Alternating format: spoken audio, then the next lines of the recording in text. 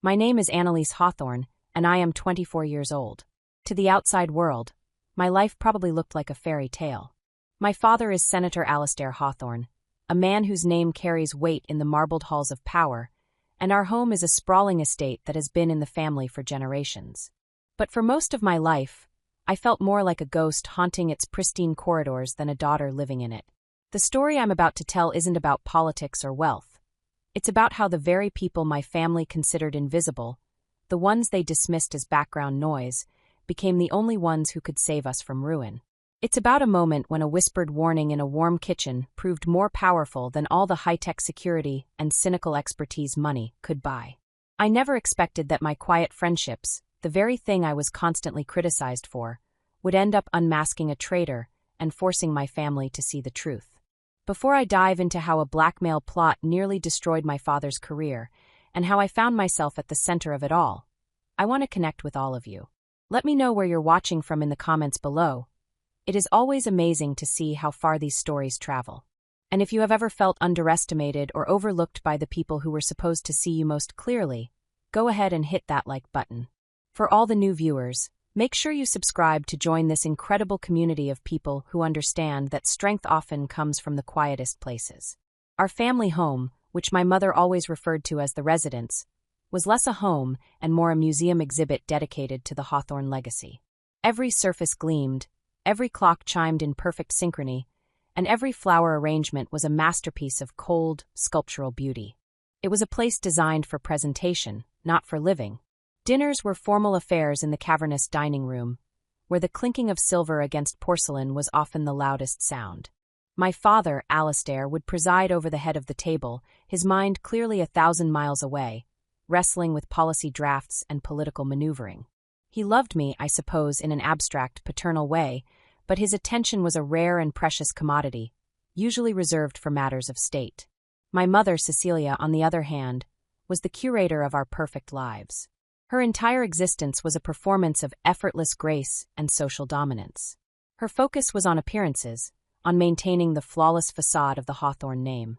Anything that threatened that facade, anything that was messy or unscripted or, heaven forbid, common, was to be eliminated. And to my mother, my greatest flaw was my tendency to be common. I didn't find comfort in the stiff, formal sitting rooms. I found it in the warmth and steam of the main kitchen. I preferred the company of Maria, our head housekeeper who had been with the family since before I was born, to the vapid chatter of the debutantes my mother paraded before me. Maria's hands, though wrinkled and often dusted with flour, had offered me more genuine comfort than my mother's perfectly manicured ones ever had. I remember one afternoon in particular, a memory that stands out like a stark photograph. I was sitting at the large wooden prep table in the kitchen, shelling peas into a large ceramic bowl alongside Maria. The air smelled of yeast and lemon polish. She was telling me about her grandson, Matteo, who had just made the regional soccer team. Her eyes, the color of rich coffee, sparkled with a pride that was so pure and infectious it made me smile until my cheeks hurt. "He runs like the wind, Miss Annalise," she said, her voice a soft, melodic hum. "His coach says he has a gift. A real gift." I could picture the little boy, all flying limbs and fierce determination, and felt a genuine swell of happiness for her. It was a simple, human moment, a moment of connection. And, of course, that was when my mother chose to make her entrance. She didn't storm in. Cecilia Hawthorne never did anything so crude. She glided, her silk hostess gown whispering against the stone floor. Her presence immediately sucked the warmth from the room. Her eyes, a cool and distant blue, flickered from the bowl of peas to my face, and her perfectly painted lips thinned into a line of disapproval. "Annalise," she said, her voice as crisp and cold as a winter morning. "What on earth are you doing?" I looked down at my hands, at the green pods I was splitting open. "I'm helping Maria with the peas for dinner, Mother." Maria had gone still, her hands frozen over her own bowl. She suddenly looked small, her earlier joy extinguished. That was my mother's specialty. "You are not helping Maria," my mother corrected, her tone laced with a condescension that could strip paint. "You are loitering in the kitchen. It is inappropriate. You are a Hawthorne, not a kitchen maid. What will people think if they see you fraternizing with the staff?" Fraternizing. The word was so clinical, so dismissive. As if Maria, a woman who had bandaged my skinned knees and sung me lullabies, was some sort of foreign agent. "Maria is my friend," I said quietly, my voice firmer than I expected. We were just talking. My mother's perfectly sculpted eyebrow arched. She is an employee, Annalise. A very good one, but an employee nonetheless. There are boundaries for a reason. This familiarity is undignified. Now please go upstairs and change for dinner. Your father has invited Congressman Albright over, and I expect you to be presentable and charming. She didn't wait for a reply. She simply turned and glided away, leaving a chill in her wake. I looked at Maria. She wouldn't meet my eyes, focusing intently on the peas as if they held the secrets of the universe. I'm sorry, Maria, I whispered. She finally looked up, and she gave me a small, sad smile. It is all right, Mija, she said, using the affectionate Spanish term for my daughter, that she only used when we were alone. Your mother means well. She worries about you. But we both knew that wasn't true. My mother didn't worry about me. She worried about what I represented and how my behavior reflected on her. In that moment, the vast, lonely chasm between my world and my family's stretched into an impassable canyon. That chasm was given a name and a face a few weeks later in the form of Mr. Gideon. He was my father's new head of security, a man who seemed to be constructed entirely of sharp angles, starched collars, and a palpable sense of disdain for anyone he deemed beneath him. He was ex-military intelligence, a fact he managed to drop into conversation within the first 5 minutes of our meeting. He had been hired to conduct a complete overhaul of the estate's security systems, a task he approached with the grim determination of a general preparing for war. He gathered us in my father's study for a briefing, my father, my mother, and me. Or rather, he briefed my parents. He directed every comment, every assessment to my father, his gaze sliding past me as if I were a piece of furniture. He spoke in a clipped, jargon-filled monotone about threat matrices, perimeter vulnerabilities, and human intelligence assets. To him, the world was a chessboard of threats, and people were either assets or liabilities. It quickly became clear which category he placed the household staff in. The most significant vulnerability in any high-profile residence is the domestic staff, he declared, tapping a manicured finger on a satellite map of our property displayed on a large screen. They have unparalleled access. Their backgrounds must be scrutinized, their communications monitored, and their interactions with the principal family strictly limited to professional necessity. My mother nodded in vigorous agreement, her eyes lighting up with validation. That's what I've been saying for years, she said, casting a pointed glance in my direction. Too much familiarity is a liability. I felt a hot flush of anger creep up my neck. He was talking about Maria, about Carlos, our driver who had been with us for 15 years, about Lena, the young housemaid who was putting herself through night school. He was talking about them as if they were faceless, nameless risks to be managed, not human beings with lives and families and loyalties of their own. I watched as, in the following days, Gideon's team descended upon the estate like an occupying army. New cameras, sleek and black like predatory insects, appeared in hallways. Keypad locks were installed on doors that had never been locked before. The staff were issued new identification badges and subjected to invasive, one-on-one interviews that were, by all accounts, closer to interrogations. The easy, familial atmosphere that had once existed below stairs, the one place I felt at home, evaporated, replaced by a climate of suspicion and fear. I did what I could to counteract the chill. I made a point of seeking out the staff, of showing them that I didn't share the cold paranoia that had gripped my parents and their new security chief. One evening, I found Lena in the library, long after her duties were done, hunched over a thick textbook. There were dark circles under her eyes. She was studying for her sociology midterm, and she was struggling. He asked me so many questions, she whispered, her voice trembling slightly. Mr. Gideon. About my family, my friends, if I ever heard anyone speaking ill of the senator. It felt awful, like I had done something wrong just by being here. I sat down with her, ignoring the sterile warnings about inappropriate familiarity that echoed in my head. We spent 2 hours going over her notes on social stratification, and I helped her outline her essay. When we were done, the fear in her eyes had been replaced by a tentative gratitude. "Thank you, Miss Annalise," she said. "No one's ever done that for me." It was a small thing, but it felt like an act of rebellion. Another time, I was walking through the garage and saw Carlos, a man of few words but immense quiet dignity, staring at the engine of his own project car, a vintage Mustang he was restoring. He looked troubled. Gideon's new protocols meant that all personal vehicles had to be searched upon entering and leaving the property. "He treats us like common thieves," Carlos said, not looking at me but at a smudge of grease on his thumb. 15 years I have driven your father.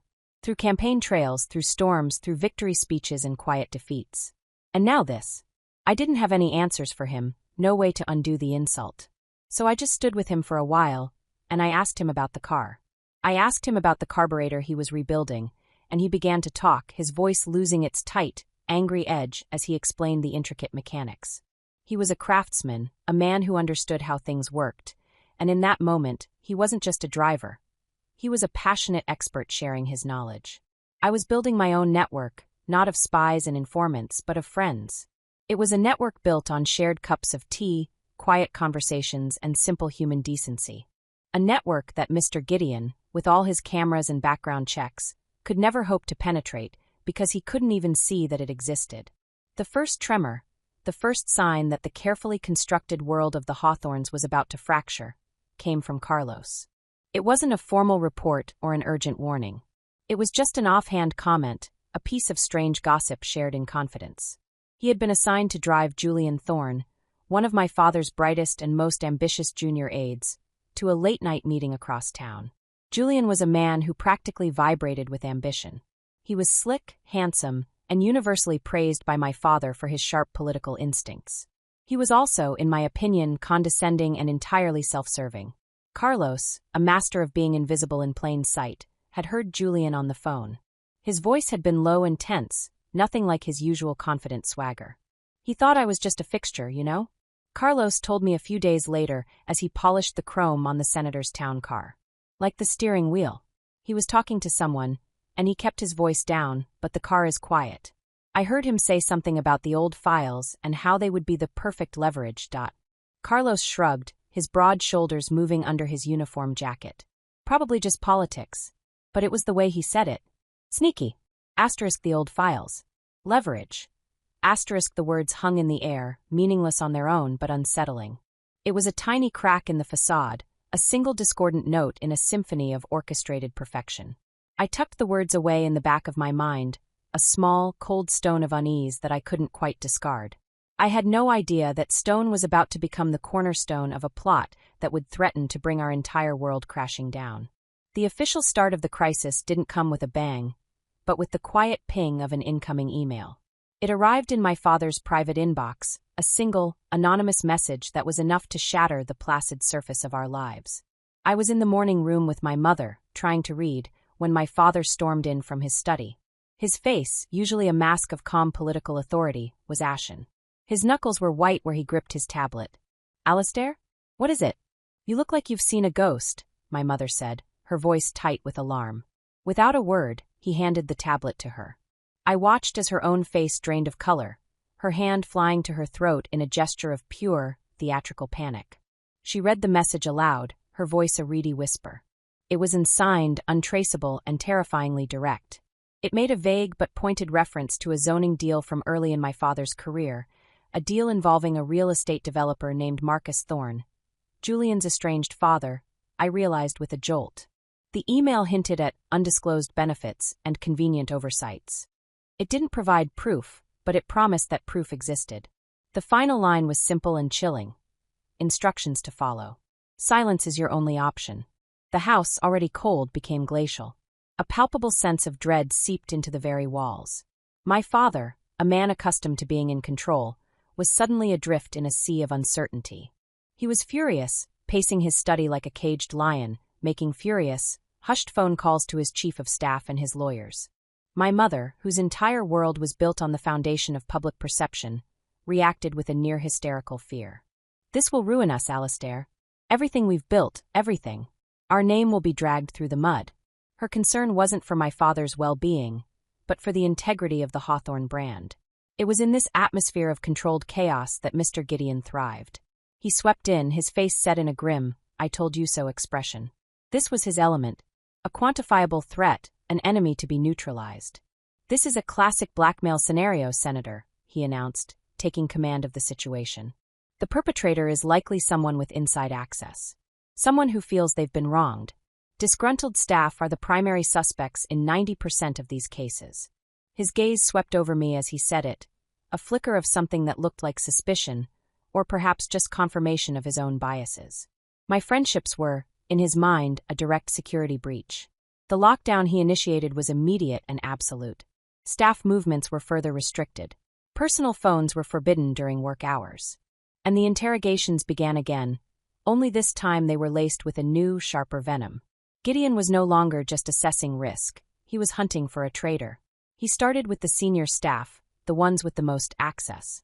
I was walking past the small office he had commandeered when I heard his voice, low and menacing, through the slightly ajar door. He was questioning Maria. I stopped, pressing myself against the wall, my heart pounding with a protective fury. "You've been with the family for a long time, Maria," Gideon said, his voice deceptively casual. "You see everything. You hear everything. People talk to you. Who's unhappy? Who has money problems? Who feels the senator doesn't appreciate them?" I could imagine Maria sitting opposite him, her back straight, her hands folded in her lap, her expression unreadable. "The staff are loyal, Mr. Gideon," her voice came, steady and calm. "We respect the senator and his family." "Respect doesn't pay the bills," Gideon shot back. "A payoff from a political rival does. Tell me what you know. Your cooperation will be noted." It was a threat veiled as an offer. I heard the scrape of a chair and peeked through the crack. Maria was standing up, her dignity a shield around her. "I know nothing that could help you," she said and walked out. She saw me in the hallway, and for a second, her composure wavered. I saw the hurt and anger in her eyes before she masked it, giving me a curt nod and continuing on her way. Gideon's methods were not only cruel, but they were also incredibly stupid. He was treating the only people who might actually know something as the enemy, and in doing so, he was ensuring their silence. He was building a wall between himself and the truth, brick by ignorant brick. While he was busy bullying the staff into submission, their own silent network was buzzing with activity. They were scared, but they were also fiercely protective of their own, and by extension of me. They trusted me in a way they would never trust Gideon or my parents. They knew my kindness wasn't a performance. The next piece of the puzzle came from Lena. A few days after the first email, a second one arrived. This one was more specific, demanding a large sum of money be transferred to an offshore account and naming a specific file. Thorn Development Zoning Variance Appendix B. The panic in the house ratcheted up to an unbearable level. That evening, Lena was performing her final duties, which included a light dusting of my father's study. The room was supposed to be off-limits, but Gideon's men were focused on electronic surveillance, not the quiet girl with the feather duster. As she worked, she saw Julian Thorne slip into the room. He clearly hadn't seen her in the dim light. She told me he went directly to a large, ornate filing cabinet in the corner, a piece that held older archived records. He didn't open it, but he ran his hand over the lock, a strange proprietary gesture. He pulled out his phone, typed something quickly, and then left as silently as he had arrived. Lena was terrified. She knew she had seen something she shouldn't have. Reporting it to Gideon was unthinkable. She was convinced he would somehow turn it around and blame her. She knew my father was too overwhelmed to listen to a housemaid. So, she went to the one person she trusted implicitly. She went to Maria. That night, long after my parents had retired to their separate wings of the house, consumed by their own anxieties, I received a soft knock on my bedroom door. It was Maria. Her face was grim. "Can we talk, Miss Annalise?" she asked. "Somewhere private." I led her to the estate's small, glass-paned conservatory at the back of the house.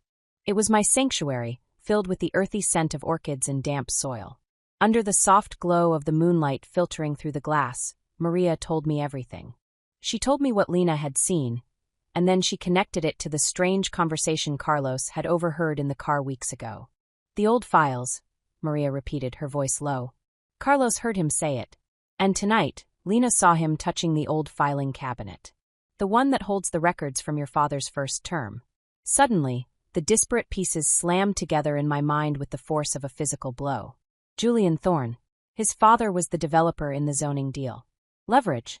The file the blackmailer had named. It was all connected, and the connection was Julian. He wasn't just an ambitious aide. He was the serpent in our garden. He was using his position of trust to destroy my father from the inside. A wave of cold certainty washed over me. I had to tell someone. I had to make them listen. My first instinct was to run to my father, to lay out the evidence, to show him the truth. I found him in his study, staring out the window into the darkness, a glass of whiskey in his hand. "Dad," I said, my voice breathless. "I know who it is. I know who's blackmailing you." He turned slowly, his eyes weary and unfocused. I laid it all out for him, what Carlos heard, what Lena saw, the connection to Julian's father. I spoke with a desperate, urgent clarity. When I finished, he just shook his head, a gesture of profound, bone-deep exhaustion. "Annalise," he sighed, running a hand over his face. "Leave it alone. Julian? That's absurd. The boy is like a son to me. It's gossip from the staff. It's nothing. Please, just let Gideon handle it." He turned back to the window, a clear dismissal. The rejection was like a slap in the face. He hadn't heard a word I said. He had heard staff, and his mind had shut down. My information was inadmissible simply because of its source. Fine. If my father wouldn't listen, I would go to the professional.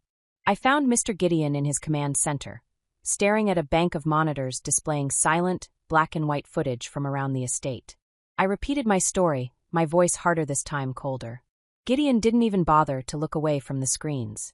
A small, humorless smile touched his lips. "Intelligence from the scullery maid and the chauffeur, Miss Hawthorne?" he scoffed, his voice dripping with condescension. "I appreciate your civic-mindedness, but we are dealing with a serious threat here. We're running digital forensics, tracking IP addresses. We don't have time for servants' hall rumors. Leave the security to the professionals." I stood there for a long moment, the silence crackling with my unspoken fury. He had dismissed me. My father had dismissed me.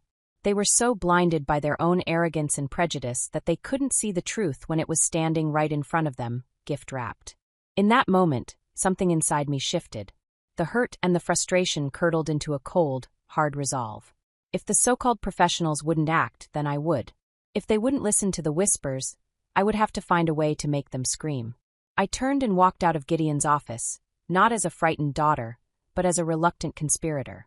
I was completely and utterly on my own, except for my invisible, underestimated, and entirely loyal allies. The annual Hawthorne Foundation Gala was my mother's magnum opus, the social and philanthropic event of the season.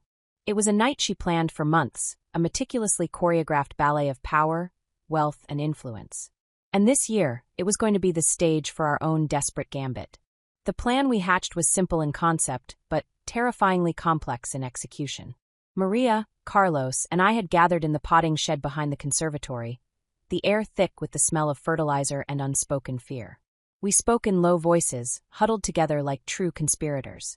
The goal was to get into my father's study during the gala, open the locked filing cabinet, and find the proof that would either exonerate my father or, more likely, implicate Julian. The gala provided the perfect cover. The house would be swarming with hundreds of guests.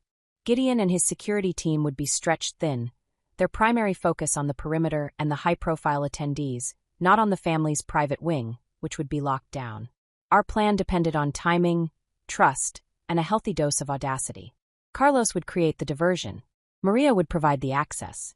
I would be the one to walk into the lion's den. The night of the gala arrived, and the estate was transformed. Tivoli lights glittered in the ancient oak trees. A string quartet played softly on the grand terrace. Men in tuxedos and women in shimmering gowns drifted through the rooms, their laughter mixing with the clinking of champagne flutes. I was dressed in a sapphire blue gown, my hair swept up, a perfect porcelain doll playing my part. I smiled, I greeted senators and ambassadors, I made polite conversation, all while my heart hammered against my ribs like a trapped bird. Every time I saw Julian Thorne moving through the crowd, a confident smile on his face as he schmoozed with my father's colleagues, a wave of nausea and fury washed over me. He was basking in the glow of the very family he was plotting to destroy. At precisely 9:30, I caught Carlos's eye across the crowded ballroom. He gave me a barely perceptible nod. It was time. I excused myself from a conversation with a judge's wife, murmuring something about needing a breath of fresh air. My own breath was coming in short, shallow gasps.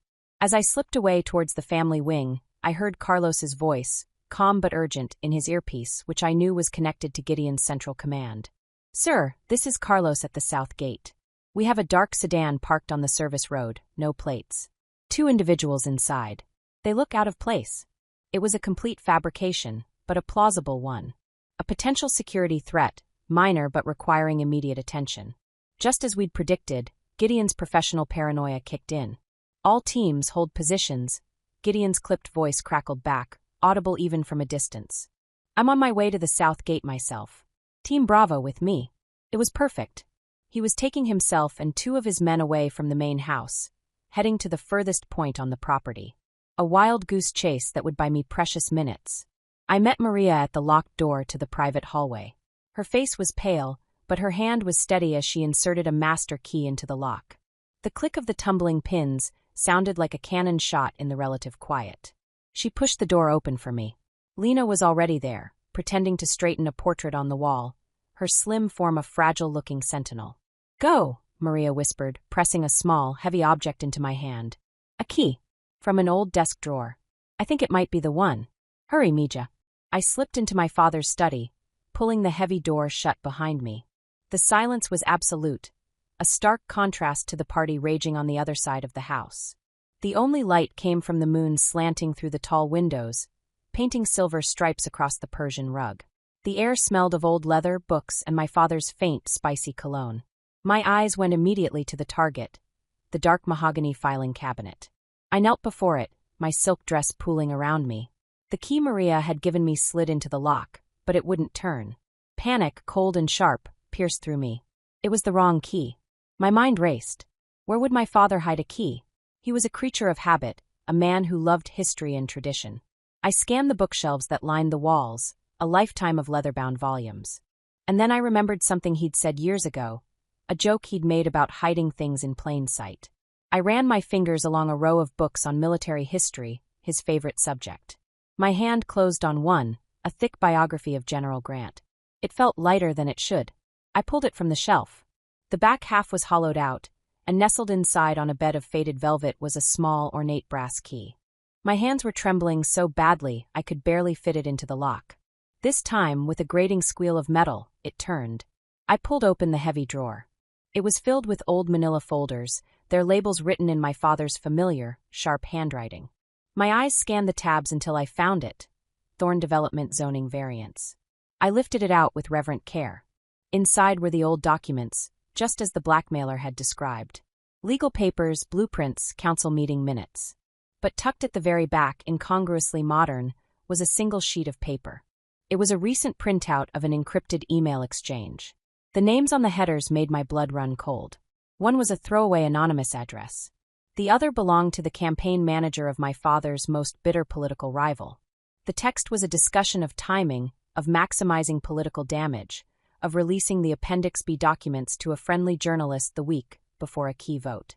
And at the bottom of the printout was a handwritten note in a small, neat script I recognized instantly. Asterisk, they're ready. Awaiting the final transfer. Asterisk, it was Julian's handwriting. The smoking gun. He wasn't just blackmailing my father for money. He was committing political sabotage, selling my father out to his worst enemy. I pulled out my phone, my fingers fumbling with the camera app.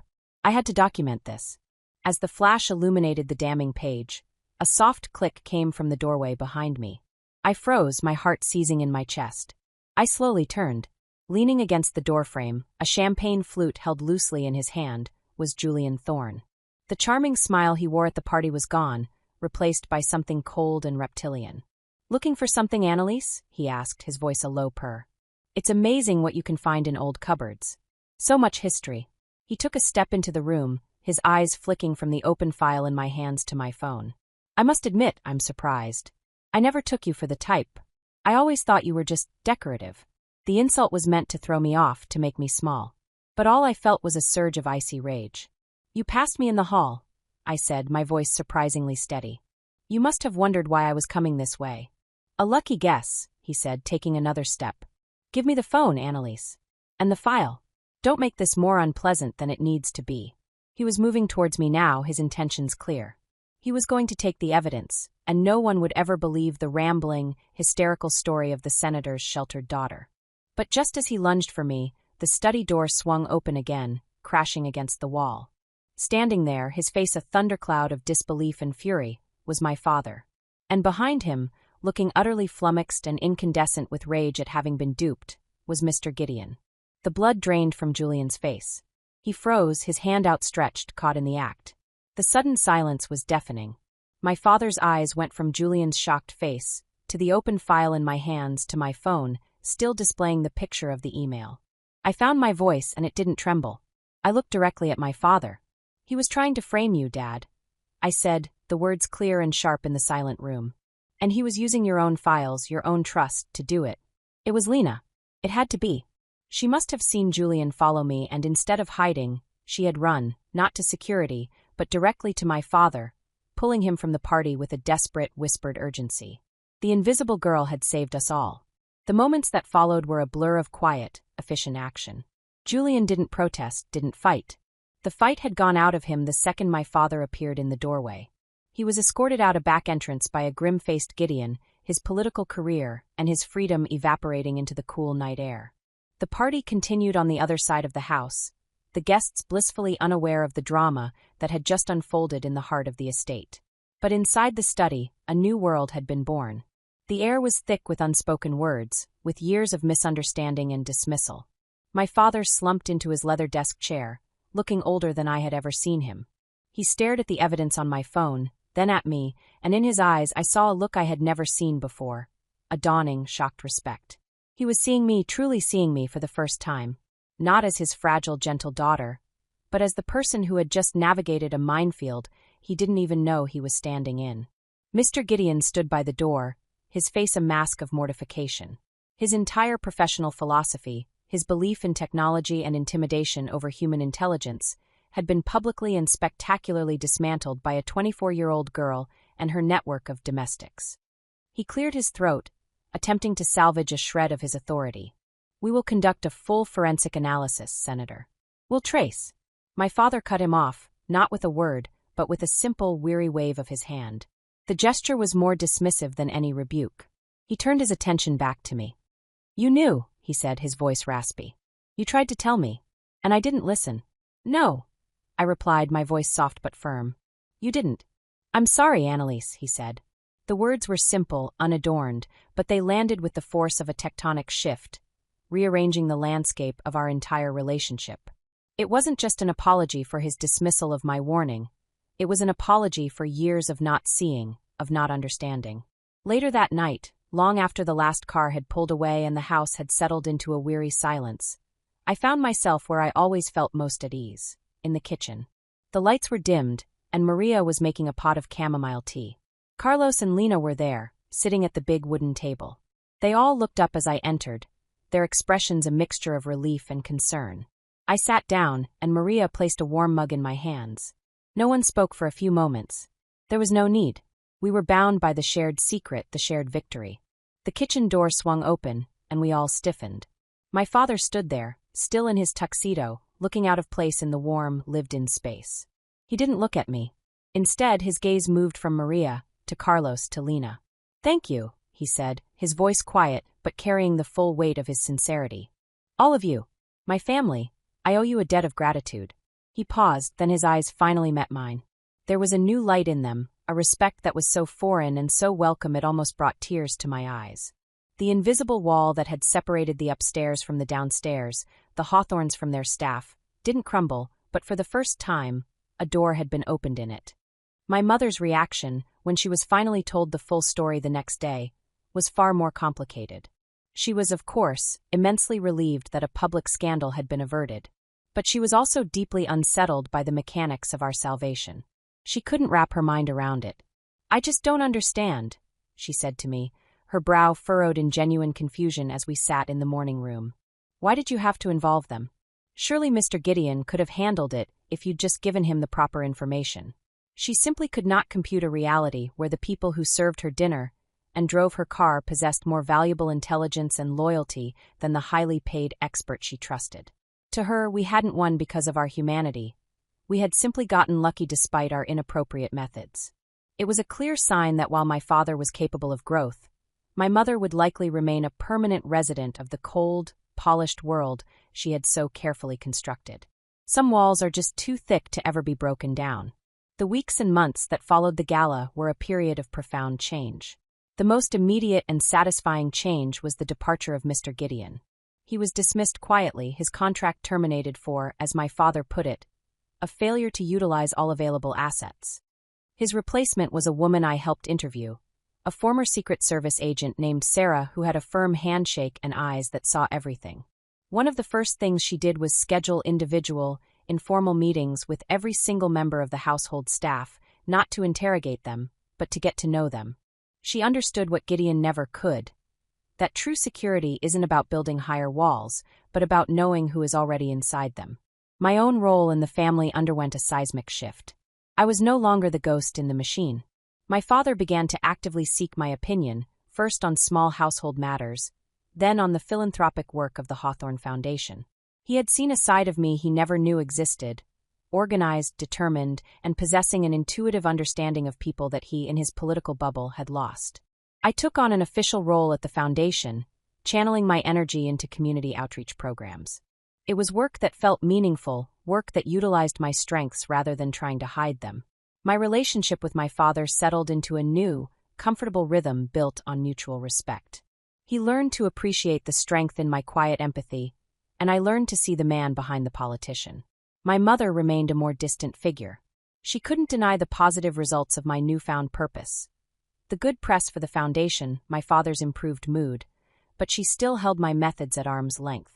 She would never understand my easy friendships with Maria or Carlos, but she no longer made snide comments. A grudging, silent truce existed between us. The greatest test of this new reality came about 6 months after the incident. A prestigious magazine wanted to do a feature on the Hawthorne Foundation, focusing on its new direction under my leadership. The reporter, a sharp, insightful woman, was interviewing my father and me in his study. "Senator," she asked, "your foundation has seen a remarkable turnaround. What do you attribute this new success to?" My father leaned back in his chair, a thoughtful expression on his face. I expected him to give a polished, political answer about strategy or funding. Instead, he looked at me. "I attribute it to my daughter," he said, his voice clear and proud. "She reminded me of something I had forgotten, that the most important investments you can make are in people. She taught me that true loyalty, the kind that matters, isn't something you can buy or command. It's a gift, and you have to be worthy of earning it." In that moment, sitting in the very room where I had felt so dismissed and alone, I felt a sense of vindication that was so deep and so profound it was almost overwhelming. It wasn't about being right. It was about being seen. I spent a lot of time in the gardens after that, often with Maria, who had become less of a housekeeper and more of a cherished friend and confidant. One sunny afternoon, we were pruning the roses, our hands protected by thick gloves, the air sweet with the floral scent. We talked about her grandson's latest soccer victory and my work at the foundation. It all felt so normal, so right. I looked around at the magnificent estate, a place that had once felt like a beautiful prison. It was finally starting to feel like a home. I realized that the blackmail plot had been a strange and terrible gift. It had ripped away the facade and forced us all to confront the truth of who we were. It had revealed the weakness in arrogance and the incredible strength hidden in overlooked places. The most valuable intelligence in my world hadn't come from encrypted files or surveillance cameras. It had come from whispers of concern, from warnings shared in confidence over a cup of tea, from a network of trust built on small, consistent acts of kindness. I had learned that my greatest perceived weakness, my open heart, was actually my most formidable strength.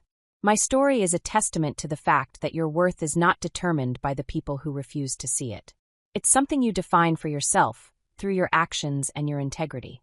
The world is full of people who will try to put you in a box, to label you and dismiss you. But true power lies in quietly, persistently, refusing to accept their definition of you. It lies in building your own alliances, based on kindness and mutual respect. Thank you so much for listening to my journey today. It means the world to me to be able to share it with all of you. What do you think is the most important quality in a friend or an ally? Let me know your thoughts in the comments below. I'd also love it if you shared your own stories. Have you ever been underestimated, only to prove everyone wrong? Sharing these experiences helps us all feel a little less alone. If my story resonated with you, please give this video a like, and don't forget to subscribe to the channel for more stories of strength and vindication. And if you know someone who needs to hear this message, who might be feeling invisible in their own life, please share this video with them. Remember, the people who see you as small are often just afraid of how big you might become. Thank you for being here with me. I wish you all strength on your own paths.